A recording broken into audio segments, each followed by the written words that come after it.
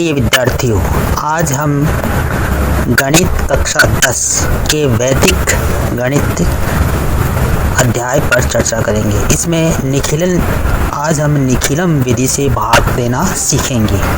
इसके लिए हम एक उदाहरण लेते हैं। हम संख्याएं लेते हैं 1013 में भाग लगाते हैं 88 का। अब देखिए यहाँ पर 88 100 के नज़दीक है, इसलिए हम आधार 100 मान लेते हैं। 88 भाजक है और भाजक के अनुसार आधार 100 माना गया है। आधार से विचलन अर्थात पूरक संख्या 12 है। 88 12 मिलकर 100 होते हैं, इसलिए यहाँ पर विचलन 12 पूरक संख्या 12 है। अब हम भाग देने के लिए 3 खंड बना लेते हैं। प्रथम खंड में भाजक पूरक संख्या लिखते हैं और तृतीय खंड में भाज्य के 3 अंक। भाज्य के तृतीय खंड में 2 अंक लिखेंगे, क्योंकि आधार यहाँ पर 100 है, इसलिए तृतीय खंड में 2 अंक। भाज्य के 2 अंक, अंतिम 2 अंक लिख देते हैं और मध्य खंड में शेष 2 अंक लिख देते हैं। इसके बाद हम मध्य खंड की संख्या में प्रथम अंक 1 के ठीक नीचे 1 लिख देते हैं और इस 1 को 12 से, जो पूरक संख्या है, गुणा करते हैं और 1 से 12 को गुणा करने पर 12 आते हैं, तो 0 के नीचे 1 और 1 के नीचे 2, इस तरह से 12 लिख देते हैं।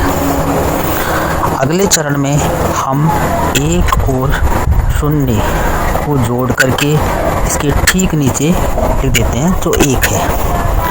1 को पूरक संख्या से पुनः गुणा करेंगे और जो 12 होता है उसको 1 अंक आगे, यानी तृतीय खंड में 12 लिखा जाएगा।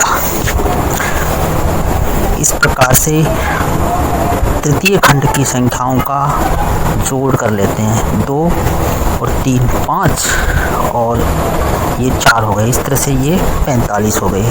हमारा भागफल 11 हो गए, शेषफल 45 हो गए। तो हमने सबसे पहले आधार 100 माना, पूरक संख्या 12 मानी, 3 खंडों में विभाजित किया। प्रथम खंड में भाजक 88 लिख दिया और पूरक संख्या 12 लिख दिया।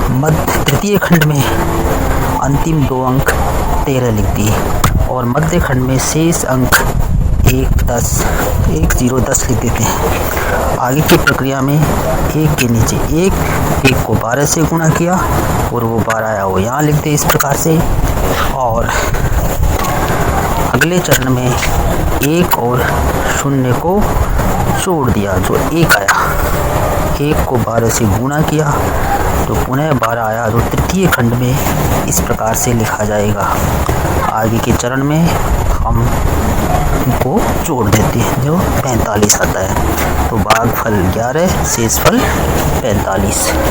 इस प्रकार से हम निखिलम विधि से भाग कर सकते हैं।